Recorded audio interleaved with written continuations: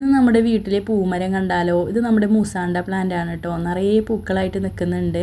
മുറ്റത്തൊക്കെ നമുക്ക് സ്ഥലമുള്ളവർക്കാണെങ്കിൽ വളർത്താൻ പറ്റിയ നല്ല അടിപൊളി പ്ലാന്റ് ആണ്. സീസൺ ഇല്ലാതെ പൂക്കളുണ്ടാവും. കെയറിങ് ആണെങ്കിൽ ഒന്നും കൊടുക്കണ്ട കേട്ടോ.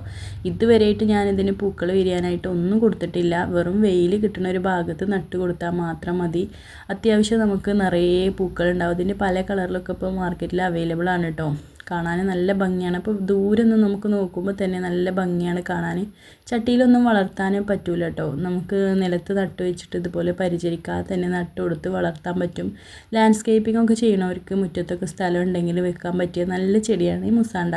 ഇനി ഈ പൂക്കൾ ഇതുപോലെ വിരിഞ്ഞ് കഴിഞ്ഞിട്ട് 3 മാസത്തോളം നമുക്കിത് വാടാതെ നിൽക്കും കേട്ടോ. ഫെയ്ഡായി കഴിഞ്ഞാൽ അടുത്ത പൂക്കൾ വന്നു തുടങ്ങും. കട്ടിങ്ങൊക്കെ പിടിപ്പിക്കാനാണെങ്കിൽ ഈ ഒരു സീസണിൽ ഇതിൻ്റെ നമുക്ക് സെമ്മി ആയിട്ടുള്ള സ്റ്റെം ഉണ്ടാവുമല്ലോ, നല്ല മൂക്കാത്ത സ്റ്റെം, അത് നോക്കിയിട്ട് കട്ട് ചെയ്തിട്ട് ഇതുപോലെ ഈ ഭാഗത്ത് വെച്ച് കട്ട് ചെയ്തിട്ട് നട്ട് കൊടുക്കാം കേട്ടോ. വെറുതെ നിലത്ത് നട്ടാൽ മതി. അപ്പോൾ നന്നായിട്ട് പിടിച്ചു വരും. അപ്പോൾ താങ്ക് യു ഫോർ വാച്ചിങ്.